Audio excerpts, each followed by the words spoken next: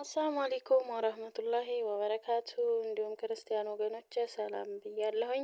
በያላችሁበት ሰላማችሁ ብዝዝት ይበልልኝ ውድ የሀገሬ ልጆች፣ እንዲሁም የቻናሌ ተከታታዮች ላይክ፣ ሼር እያረጋችሁ አበረታቱኝ። የምታበረታቱኝ ወንድሞቼም ከልብ አመሰግናለሁኝ።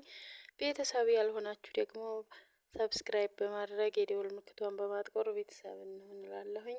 ዛሬ ደግሞ በክፍል 16 ብቅ ብያለሁኝ ማለት ነው። የህልም ባሌን ባገኘሁት ክፍል 16ን እየመጥቻለሁ። እናንተም ላይክ፣ ሼር፣ ሰብስክራይብ እያደረጋችሁ አበረታቱኝ ማለት ነው። የኔ ውዶች ወዳችኋለሁ፣ አከብራችኋለሁ። ኑሩልኝ፣ በያላችሁበት አላህ ይጠብቃችሁ።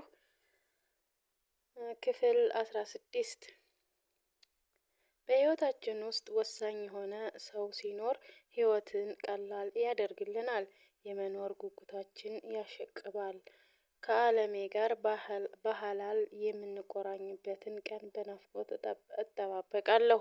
ግን ደግሞ አንዱ ቀን የአመት ያህል ይረዝምብኛል። ቢሆንም ግን ዛሬን አልፌ ነገ የሚሉት ቀን ለመድረስ እጓጓለሁ።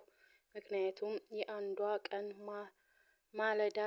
ማለደች ማግስት ስሟን ከኢክራም ወደ ኡሙ ሰኪና ወይም የሰኪና እናት ብላ አሻሻለችው። የአረፋ በዓል በመድረሱ ምክንያት ከአስር ቀን ቀድሞ የሚጾም የዙልሂጅ ጾም ጀምረናል። በዚህም ምክንያት ከአለሜ ጋር ቀን ቀን አንደዋወልም። ጾም ታቀጥኛለሽ ይለኛል። ለነገሩ እኔም ድምፁን ስሰማ ገና ልዩ የሆነ ስሜት ይሰማኛል። ለዛም ነው ቀን የማንደዋወለው። ማታ ማታ ግን ስለ ውሏችን የማውራት ልምዱ አለን። የዙልሂጅ 7ኛው ቀን ላይ አንድ ደህንነት የመንግስት ተላላኪ ወደ ሱቅ መጥቶ በፊት ከመስጂድ አትጠፊም ነበር፣ በጁምአ ሶላት አሁን ለምን ቀረህ? አትጠፋም ነበር፣ በጁምአ ሶላት አሁን ለምን ቀረህ አለው። ምን አገባህ? ስግዴቴ ለአላህ እንጂ ለማንም አይደለም። የትም ብሰግድ አያገባህም። ይሄ የአለሜ መልስ ነው። በእርግጥ መስጂዶች በጠቅላላ የአህባሽ ህገ ወጡ መጅሊስ ቁጥጥር ስር ከዋለ በኋላ በህዝበ ሙስሊሙ ከመስጂድ ርቆ ባሻው መዋል ከጀመረ ሰንብቷል። ታዲያ ዛሬ ለምን አይናቸውን አለሜ ላይ አሳረፉ? ፍርሃት ወረረኝ። አለሜ እባክህ ራስህን ጠብቅ። ምንም ቢናገሩ መልስ አትስጣቸው። አሁን ጊዜው የነሱ ነው። ምንም አትሁንብኝ። እኔ አልችልም አንተን ማጣት። እባክህ የምልህን ስማ እባክህ። ፍርሃት በተላበሰ የድምፅ ቅላጼ ለመንኩት። ሁቢ እንደዚህማ ፈሪ አትሁኚ። ይህ እኮ የተፈጠርንበት አላማ ለአላህ መገዛት፣ በአላህ መንገድ ላይ ሲታገሉ መሞት የማይገኝ እድል ነው። በአቂዳ ጉዳይ ለሚመጣ ማንኛውም ጉዳይ ወደ ኋላ አላፈገፍግም። ደግሞ አላህ አሳውቆኝ እያለ ህዝቡን ከጥመት ካልታደግኩኝ የማወቄ ጥቅሙ ምንድነው? ነገ በዲኔ ከማንም ጋር አልደራደርም። ደግሞ ማንም ሊያስቆመኝ አይችልም። አንቺም ብትሆኚ። ንግግሩ ንዴትና ቆራጥነት ያስተውልበታል። ስለምወድህ ነው። ክፉህን ማየት አልሻም። ለዛ ነው የፈራሁት አልኩት። አትፍሪ የኔ ውድ፣ ምንም አይፈጠርም እሽ ብሎ በፈገግታ ፍርሃቴን ሊያስረሳኝ ሞከረ። እሺ አልፈራም አልኩኝ በውሸት ውስጤ በፍርሃት እያረደ።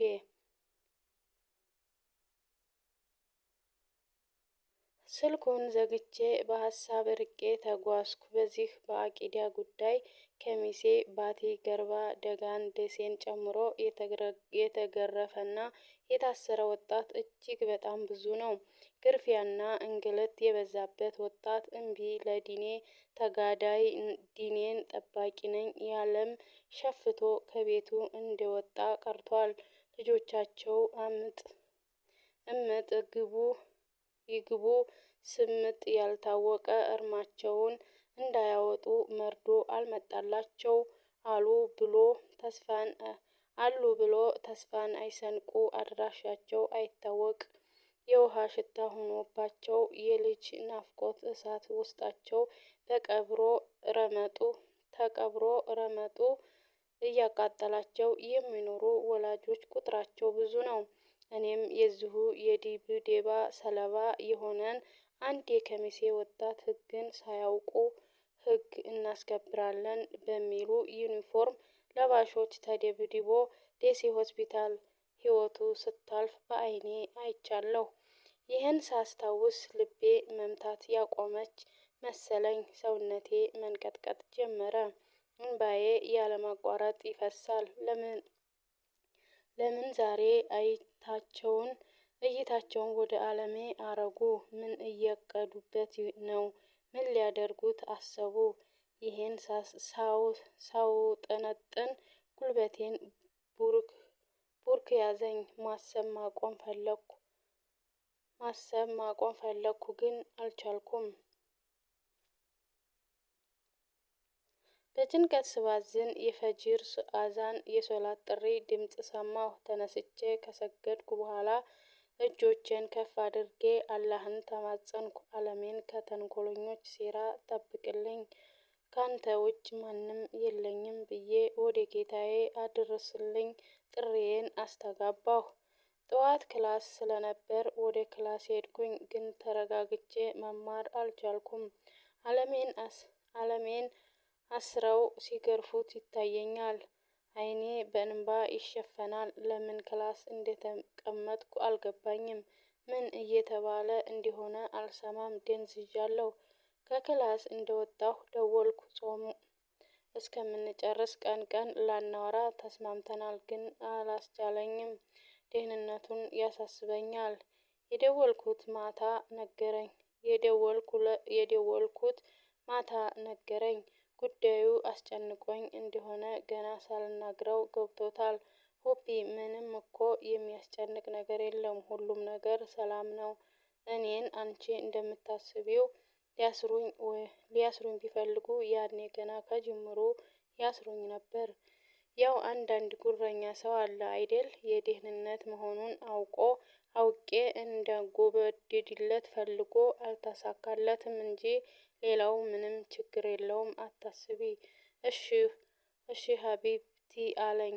እንደዚህ ሲለኝ በጣም ተረጋጋሁ።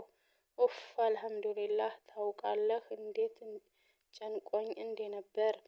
የኔ ልዩ በጣም ነው የምወድህ። ምንም እንድትሆንብኝ አልፈልግም። በጣም ስለምወድህ። ማሬ ማታ እናውራ። አንቺ ጾም አቅጥን አሁን ያልሽውን ማታ ትደግሚያታለሽ። ቻው። ድምፁን ስለሰማሁ ደስታም መረጋጋትም ተሰማኝ። አልሐምዱሊላህ ብዬ በረጅሙ ተነፈስኩ።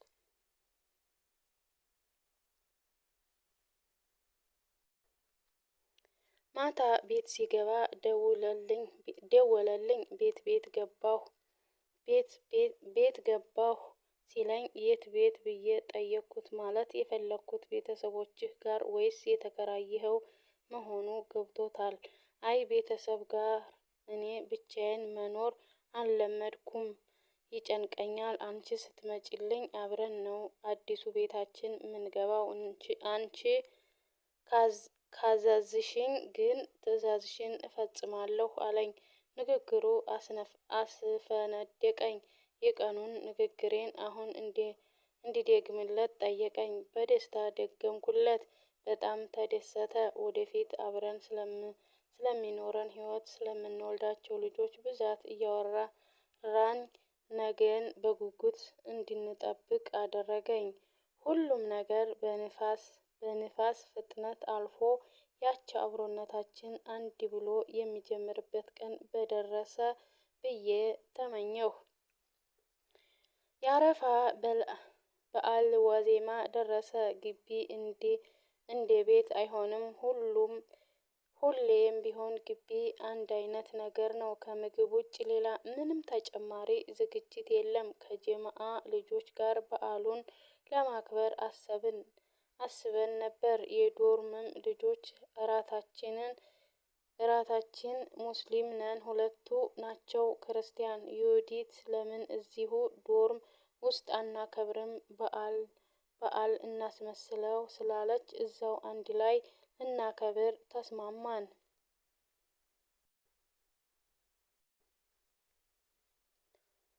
የበዓል ድባብ ለማስፈን ዶርማችን ውስጥ ተፍ ተፍ ብለን ያቅማችንን በማድረግ በቃ በዓል ነው ብለን ራሳችንን አሳመን።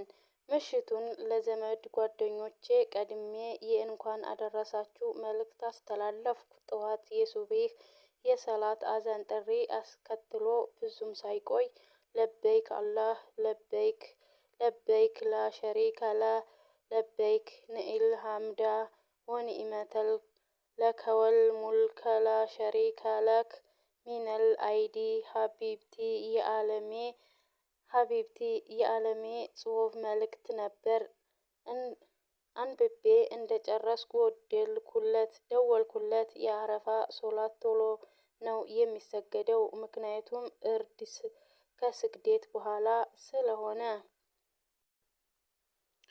እና የኔ ወዶች ላይክ፣ ሼር፣ ሰብስክራይብ አድርጉ ማለት ነው። ወዳችኋለሁ፣ አክብራችኋለሁ። ኑሩልኝ። በያላችሁበት አላህ ይጠብቃችሁ። የዛሬውን ቪዲዮን በዚህ አጠናቅቄያለሁኝ። በቀጣይ ክፍል እስከምንገናኝ አሰላሙ አለይኩም።